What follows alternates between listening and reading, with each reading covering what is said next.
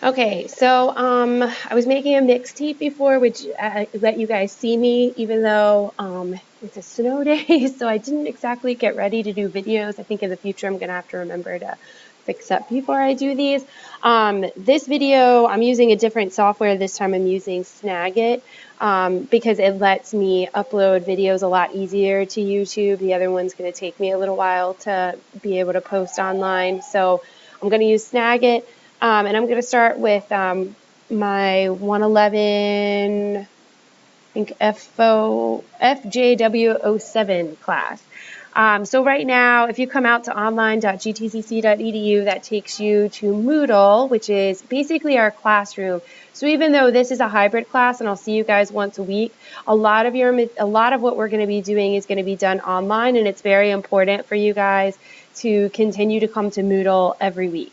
So for me, you can see I've got a lot of, because of what I do, these are a lot of old classes that are still out there. I basically have a mess on my Moodle site. For you though, right now your class is grayed out for me. For you guys, you probably don't even see it at all. But starting tomorrow, they'll start coming online. And so when you see this class pop up and it says Jennifer Ray, that is our class. So let's go in here and just see what's going on. And I'm going to switch. Okay, I wanted to go ahead and switch to student view so that you don't see all the gobbledygook that I actually can see things that are grayed out. Anyway, so this is the class. It's Spanish 111, Elementary Spanish 1. This is me. This is my email address, my phone number, and extension. You guys can call me. I do teach at more than one campus, and I think sometimes maybe students aren't aware of how many classes we teach. We teach 6 classes. So just because you call me doesn't mean that I'm going to be able to get back to you right away, because chances are I'm in class or I'm in a meeting. So email is probably a better way to reach me. Not saying that you can't call. It's just if sometimes even if I'm in class, if my students are working on something, sometimes I can still send an email and answer your questions depending on what they are. There is a link to the blog that I was talking about. So if you click on this, it'll take you there, but I already have it pulled up. And so basically I just have this blog where I'll post things that I like to use in class. It'll probably be more cultural or just some, I don't know, different things that help us be aware of culture and maybe practicing some of the grammar. So I don't know. I don't know if it's interesting to you or not, but so there's just various things that you could come out here and look at if you so felt like it. And these are my office hours, and I think this takes you to the link that will actually show you my office hours. And then over on this side, there's copies of our syllabus in Word and PDF, the grading rubrics. These are the rubrics that are, we have a Pearson site. I don't know how many of you guys have used Pearson before, but we have, we use a third-party software, which is basic. So you can consider Moodle your classroom, and you can consider the Pearson site your workbook and your textbook. So anyway, these are the rubrics generated by Pearson that I use when I'm assessing your writing and when I'm assessing any of your speaking.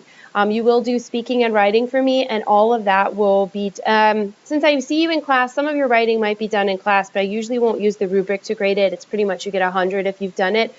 But the ones that I will assign a grade to are ones that you'll be completing in Pearson. So Pearson's where most of your work is gonna happen for me. Okay, and so you can also download the syllabus in either the PDF or the Microsoft Word document, and it just tells you, you know, what things you need to do. It tells you all the things that we need. The textbook, it's up to you. Pearson comes with an e-text, which I'll show you in a minute. So you can either get the hard book or you can just solely rely on the e-text if you feel comfortable with that. This is the link to Pearson. We'll go in there in a minute. So you're going to have to set yourself up in Pearson. You do never need to buy a workbook. We're going to be using the exercises that are in the Pearson site itself. And I think that they update them fairly regularly. So if you had a workbook, you wouldn't even have the right activities. Just make sure the things that you absolutely have to have is access to high-speed internet. And I know because using Pearson and using Moodle are going to be a problem if you don't have access to high-speed internet. You'll need access to email, because if I send you an announcement, it's going to go to your email. That's going to be the main way that I communicate with you, other than the one day that I see you in class. Moodle, the school's Skype. Skype I can talk about a little bit later. I have a video that I've posted in our Moodle site that shows you how to set up Skype. You do not have to use it. But it would be beneficial, because if I have office hours and you do not want to come in to the school, you could also Skype me, and you can see me, I can see you, I can share my screen. It's probably just as good as you actually coming in to see me. And then most computers come with a microphone and a headset built in, or speakers built in. But you're going to need access to most of them have it built in, so you don't necessarily need a headset, but you need a way to record yourself, because some of your homework assignments will ask you to record your voice in Pearson, and when you do that, then I hear you, and I'm able to use that rubric and evaluate that you're pronouncing things correctly. And then just other stuff in the syllabus just tells you who I am and where I'm located and the office hours. You want to pay attention to this information about our start date. We start on the 9th, whether that is our actual class date, because we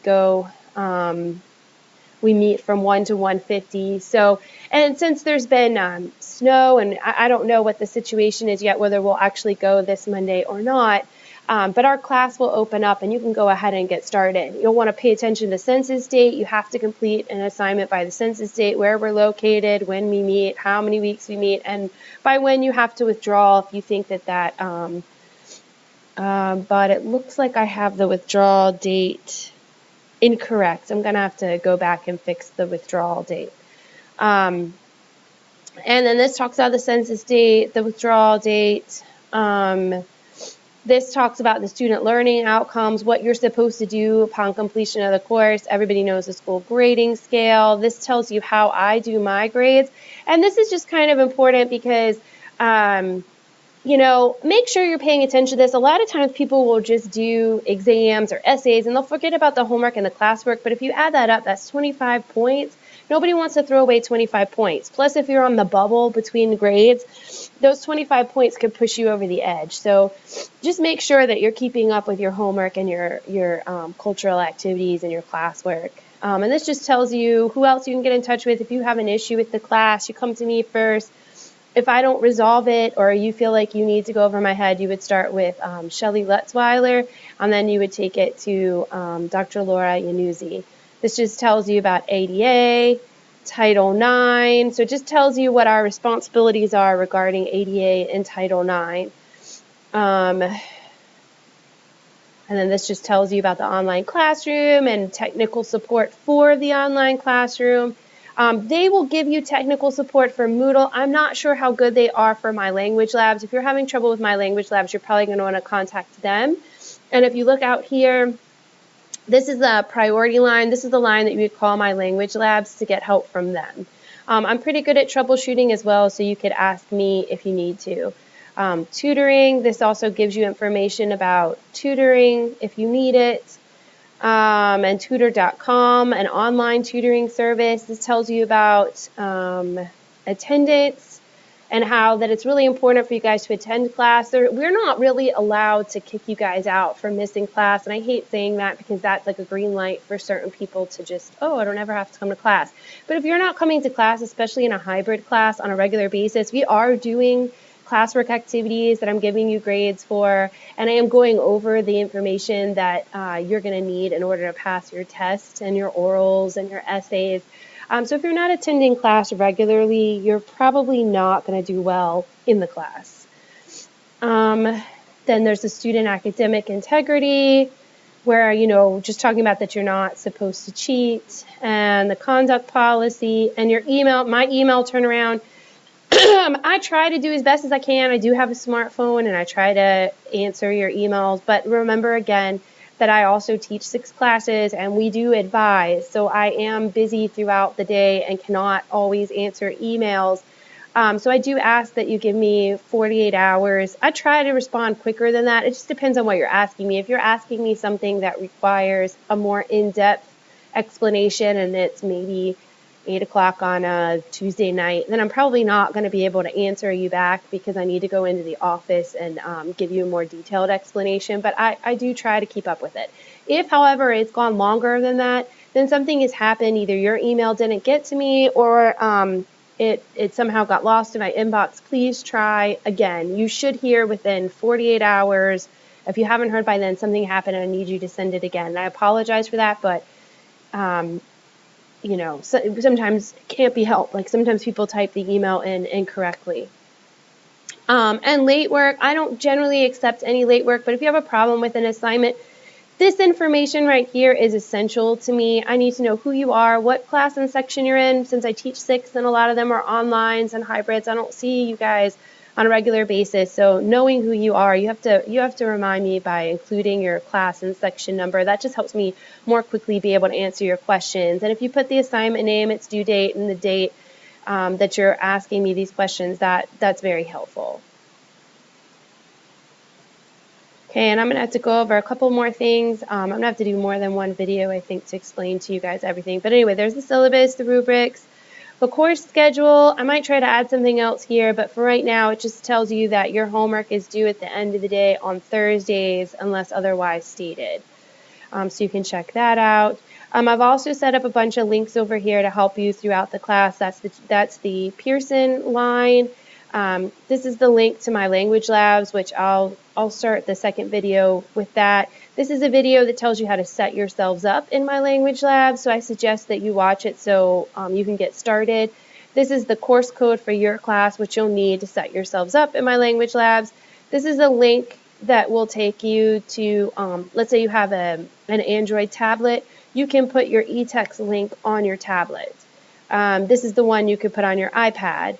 These are the links for tutoring, technical support, the library, accent marks. People always ask about accent marks. If you click this link, it'll take you to a site that explains to you how to make accent marks. That's that problem with assignment that I was explaining about. How to turn off pop-up blockers, browser tune-up, how to set up your microphone. These are all various things that you'll need throughout the class, and they're listed right there. Okay, so a few other things. It's a little, I've tried, so like this is the start here. This kind of gives you an overview of what's going on. It gives you your first census activity. This little block right here also gives you important information. It's basically the stuff that's in the syllabus. But here is a video that explains how to do Skype in case you want to contact me that way. And that needs to be fixed. That should just be 50444. I don't know why I have the MW, but so this you can see is just a bunch of information. Oh, here's the correct withdrawal date that I need to fix on the syllabus. It's the 3rd of April.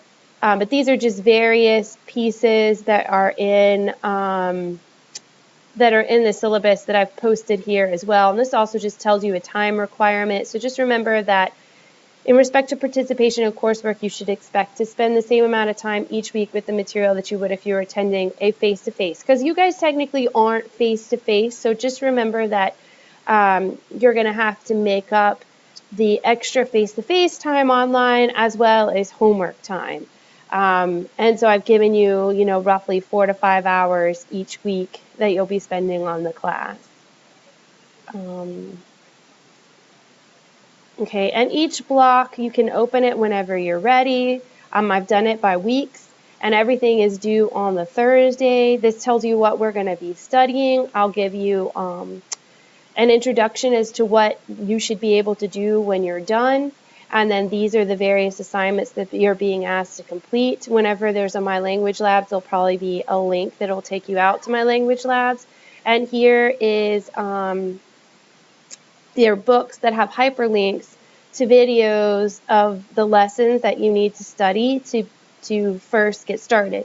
If we do have snow, obviously I'm not going to see you guys for 2 weeks. So these videos are going to be really important because we have the holiday. So these videos are going to be really important to you. Don't do the assignments until you've watched the videos.